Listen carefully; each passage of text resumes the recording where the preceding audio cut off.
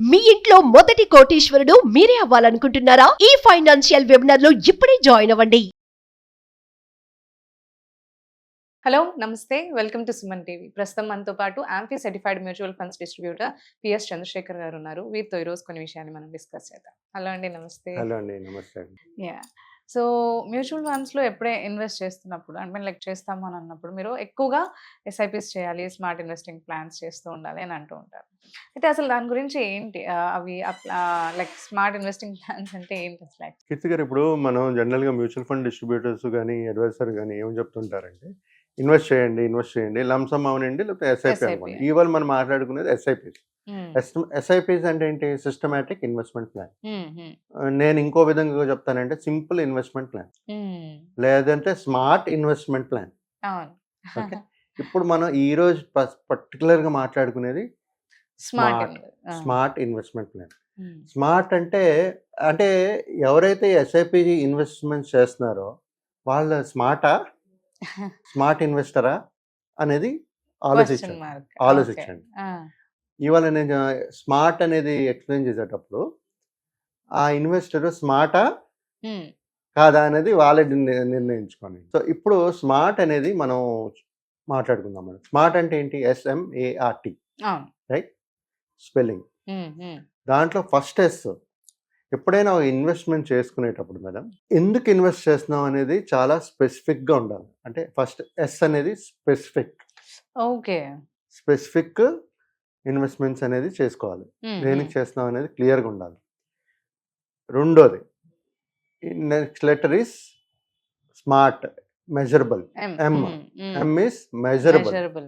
ఎప్పుడైతే ఇన్వెస్ట్మెంట్ చేస్తున్నామో మన రిటర్న్స్ అని ఒక మెజరబుల్ మీన్స్ ఆఫ్ వేలో ఇన్వెస్ట్ చేయాలి. Okay, right?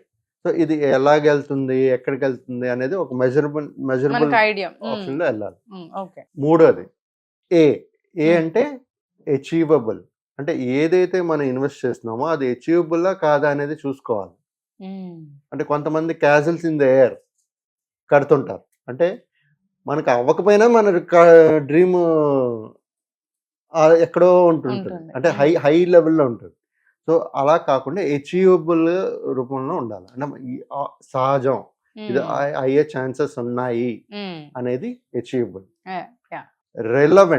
రిలవెంట్ అంటే ఏదైతే గోల్ ఉంటుందో మీకు టువర్డ్స్ మీ ఆ లాంగ్ టర్మ్ గోల్ త్రూ రిలవెంట్గా ఉండాలి ఇన్వెస్ట్మెంట్స్. సో అదొక ఈ వర్డ్ ఆర్ అంటే రిలవెంట్. అది కాకుండా మేడం ఇవన్నీ ఇన్వెస్ట్మెంట్స్ ఒక టైం బౌండ్ లో చేసుకోవాలి. Last right? SMART. So specific, measurable, achievable, relevant and with in a time bound. So ఎవరైతే ఇవన్నీ పాటిస్తారో వాళ్ళు స్మార్ట్ ఇన్వెస్టర్స్. ఎస్ఐపి చేసిన వాళ్ళు స్మార్ట్ ఇన్వెస్టర్స్ ఏం కాదు.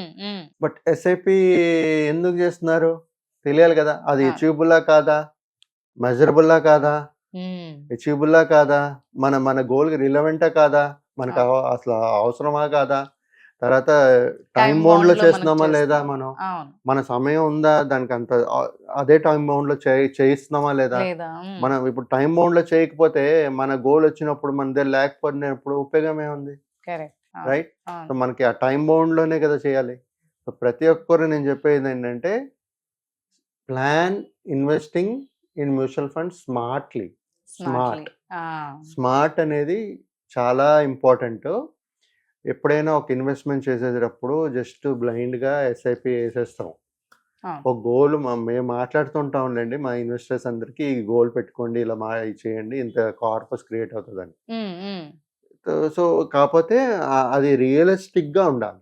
నేను ఎప్పుడు చెప్పేది ఏంటంటే మనం ఏదైనా యాక్టివిటీ చేసేటప్పుడు ఆ రిటర్న్స్ వచ్చే మనకు ఒక వెల్త్ క్రియేట్ చేసే రియలిస్టిక్గా ఉండాలి, ఒక టైం బౌండ్లో ఉండాలి, మెజరబుల్ ఉండాలి. మనం మెజర్ చేయగలగాలి. అది చేసినప్పుడే మనం ఈ ఇన్వెస్ట్మెంట్స్ చేస్తూ స్మార్ట్గా ఇన్వెస్ట్మెంట్ చేస్తూ వెల్త్ అనేది ఉండొచ్చు. క్రియేట్ చేయగలుగుతాం మేడం. యా. సో మనకు కావాల్సిన టైం బాండ్ లోనే మనము మంచి గుడ్ వెల్త్ అనేది క్రియేట్ చేసుకోవచ్చు అని అంటారు. అవును. పేర్లు అంటే Difference. ఇప్పుడు నేను చెప్పాను కదా మేడం మీకు, ఎస్ఐపి అంటే సింపుల్ ఇన్వెస్ట్మెంట్ ప్లాన్ అనొచ్చు, Plans. అవును. లేకపోతే స్మార్ట్ ఇన్వెస్ట్మెంట్ ప్లాన్ అనొచ్చు. Um, you can give any names. కాకపోతే స్మార్ట్ అనేది ఒక మీనింగ్ ఉంది కాబట్టి, సో ఇవాళ నేనేమనుకున్నానంటే ఈ స్మార్ట్ అనేది కొంచెం ఎక్స్ప్లెయిన్ చేద్దాము.